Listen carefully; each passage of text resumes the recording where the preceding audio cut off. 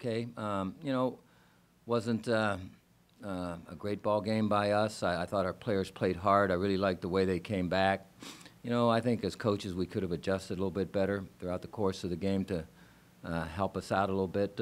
And so, you keep learning, I guess, in this business. But we just did not play as well as we're capable of playing. A lot of credit to Miami. I think they played well. They were obviously ready to go for this this ball game, and it ended up being a very good ball game because of our guys coming back towards the end, certainly in the second half. So, where we're at. We're moving forward.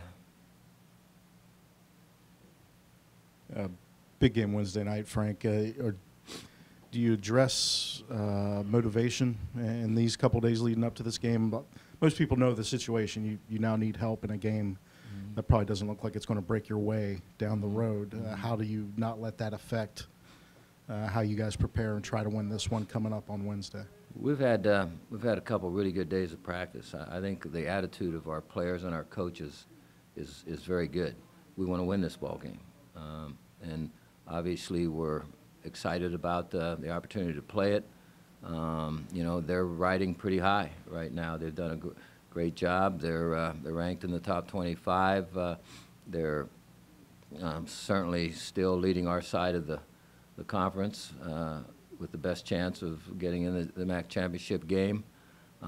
So it'll be an excellent football team that shows up, a team that's got really talent and a lot of motivation. So I think we have motivation too. I think we've gotten to where we've been able to bring ourselves to a point where we play at our best in terms of effort, and that'll be there again. Now it's going to have to be talent showing on the field by us.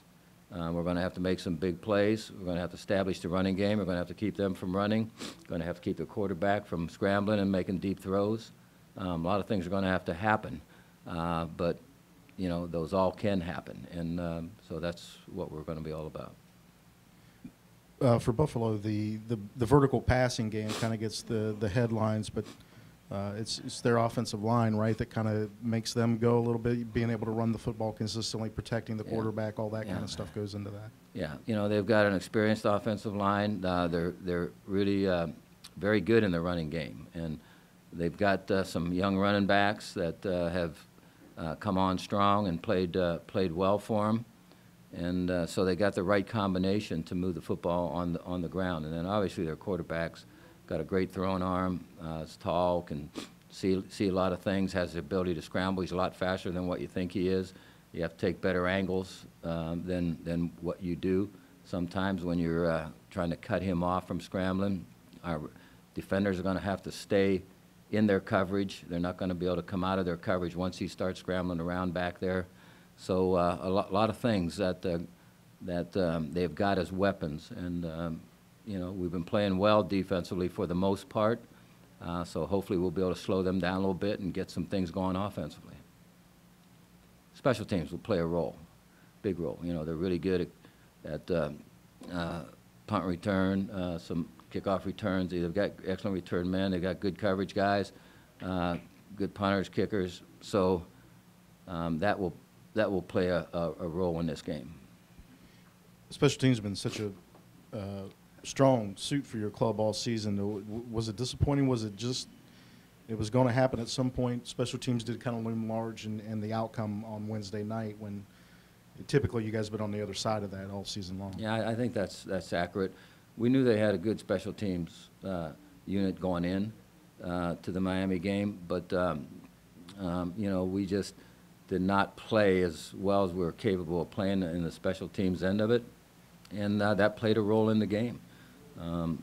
So, most of the times we've won the special teams battle, or at least it's played out to where it's not been heavy against us, and so that's going to have to be the case again this week. We're going to have to win the special teams battle.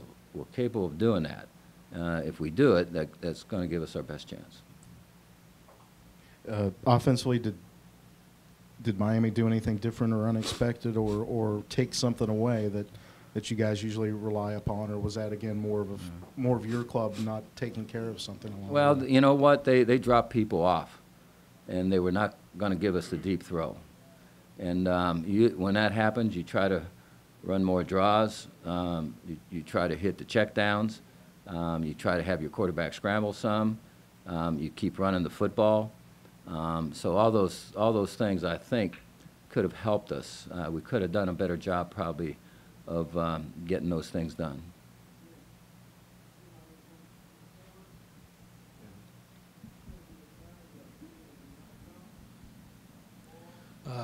Coach, you guys faced quite a few mobile quarterbacks at the beginning of the season, and then it got into more pocket passes. You guys were able to get pressure on quarterbacks. Is there anything different that you approach a mobile quarterback when you're talking about pressuring the quarterback than you do with a pocket passer? Because I know you guys had some success against Gus Ragland and Matt Doge, I think his name is. But when it comes to Buffalo's quarterback, it's got to be a different story, I would assume.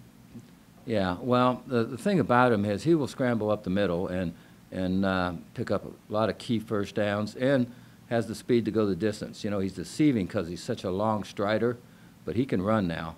And he's so tall that when you go to tackle him, if you're trying to just tackle his legs and reach out to tackle him, you're not going to get it done. You're going to have to play up through the guy on tackles to make it work. So you got to be a good tackling team against their running backs as well as their quarterback. And then you know, if he scrambles up the middle, he's going to try to take a few of those. But he also does a good job of breaking the cup and sprinting out around the rush ends or the corners, whoever it is that might be linebacker, whoever it is that might be blitzing, and is on the run. And when he's on the run outside like that, he is looking deep. And his receivers do a great job of adjusting their routes and turning them into a scramble routes. And so it's obvious they work on that a fair amount. And, you know, that's something that's really very dangerous in terms of them being able to get yards on the ground with the quarterback, both scrambling up the middle and him breaking containment. And then, not that you want to make any game ugly, but there have been a couple teams that have tried to, have a shootout against Buffalo, and it just hasn't really gone in their favor. How important is it to establish the run this week, and not necessarily make it into a rock fight, but you know that the best way to keep Buffalo from scoring is just not to have them on the field. Well, here's how I see it. Both teams have really good receivers, really good. Both teams have a really good quarterback. Both teams have really good running backs. Both teams have a really good offensive line. So who's ever going to make the most plays is going to win the ball game. Who's ever going to be able to establish the run is going to have the edge in terms of being able to control the ball and coming off of that with passes. But both teams are talented in all those areas, so it should be quite a ball game. Coach, in your opening statement, you mentioned that coaching was one of the things that you took away from Wednesday's game, how it could improve. Was it just some plays in the second half? Could you share with us what you think needs improved? Yeah, I just did. We just need to we need to have the ability to hit the checkdowns a little more than what we've been hitting them. Maybe we may have to take advantage of the quarterback running a little bit more. We had the running game going against a pretty good run defense. Probably needed to keep it going, especially, they were taking the deep ball away. So you make those adjustments. And I'm not saying we didn't make any of those adjustments, but that was a little bit different than what the game plan was when we went in. So, it's just the way it goes. You don't put the blame on your players, unless they just did not play well and just folded. But that's not been the case with our guys ever. Yeah. And so, that's the way it is. We could have done better as coaches. They could have done a little bit better as players. If we'd have done that, we'd have won the game. The defense played much better in the second half compared to the first half. The only 2 points allowed technically came on the offense with the safety. How impressed were you with that performance in the second half? Not many defenses can recover after a second quarter like that. Yeah, if you look at what they had been doing throughout the course of the season, they've been putting a lot of points on the board. And, to hold them to virtually no points by your defense, and as you mentioned, 2 points that were given up by the offense there, I thought was quite a half of football for us. But that comes back to playing 4 quarters of football again. When we've played 4 quarters of football, we've been something. When we haven't, they've been close games. Coach, was there any maybe decision or second guessing on the choice to kick the onside kick at the end of the game as opposed to kicking it downfield? As we kind of talked about, the defense was really strong in the second half, and they forced a 3-and-out on the ensuing possession. Can you kind of walk me through that decision at the end of that game? Yeah, with the time left on the clock, it just made sense to try to get the ball. Mm-hmm. If you don't recover the onside kick, if they don't pick it up and run it back on you, and they're just down right there, and you have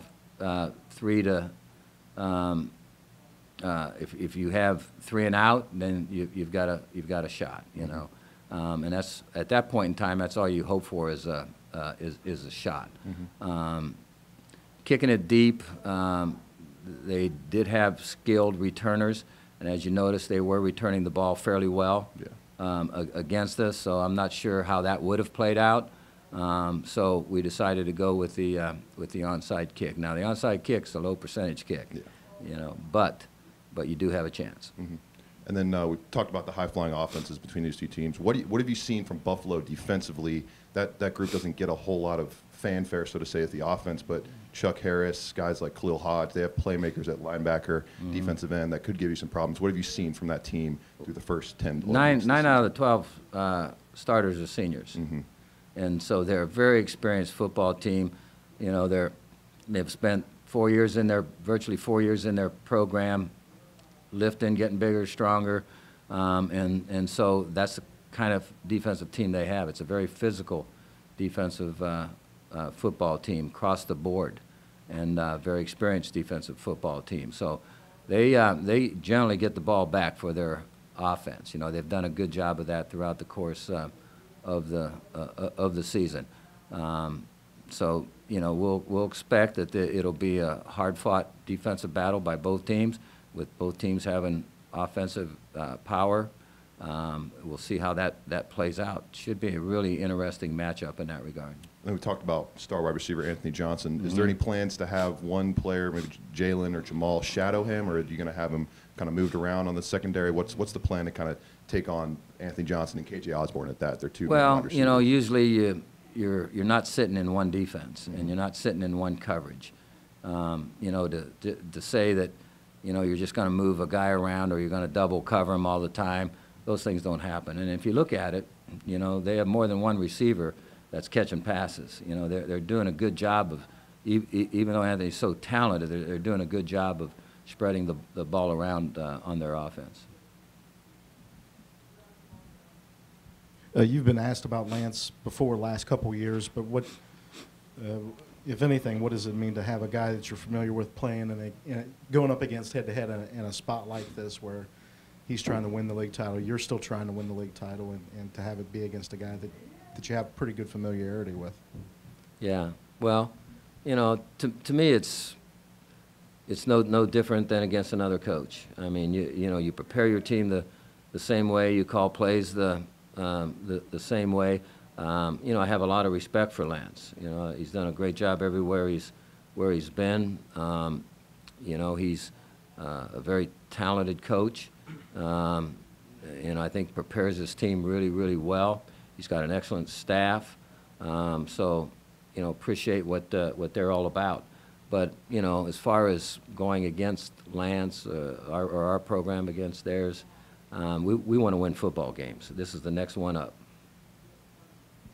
Is the fact that they got you in the last game of the regular season, does that resonate with your players? That game was contentious, close, and it didn't allow you guys to finish the regular season the way you wanted to a year ago. Does that fact remain a prod for a lot of your seniors and juniors on the club this year? Yeah. I think players do think back on the previous season, do think back on some previous games.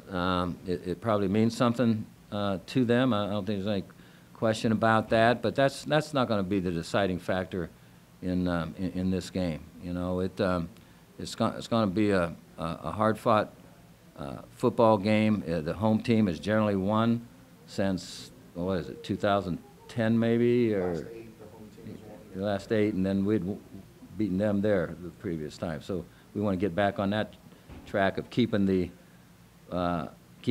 win here this year, and then getting the win there next year. That's what we want to be about.